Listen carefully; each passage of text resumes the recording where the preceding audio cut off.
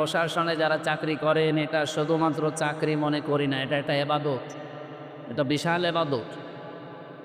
কিন্তু জালেমরা এই এবাদতটাকে কলঙ্কিত করে ফেলেছিল এই বিশেষ করে 15.5 বছর। ওরা দলীয় কর্মী হিসাবে এই প্রশাসনকে ব্যবহার করে এমন নিচে নামিয়েছে। এই যে নাটোরের সাবেক এসপি মারুফ সাহেব, কি যেন নাম, মারুফ না, কিছুদিন আগে এখান থেকে দিনাজপুরে গেছে। আমি ওনার সাথে সাক্ষাতে ছিলাম, কিছুদিন আগে এসেছিলাম এখানে, উনি যখন এসপি ছিলেন নাটোরে। উনি আমার বলছিলেন আবু সাইদ যেভাবে বুক পেতে দিয়েছে এই জায়গায় প্রশাসন গুলি না করলেও পারে। ওকে বুক পেতে দিয়েছে, সে গুলি করে নেই ভয় মনে করি। ও বিশ্বাস নিয়েছিল যে অন্তত প্রশাসন আমাকে গুলি করবে না। কিন্তু যারা গুলি করেছিল এরা তো আর প্রশাসন ছিল না, ছিল না, এরা সব দলীয় বাহিনী হিসাবে ব্যবহার হচ্ছিল।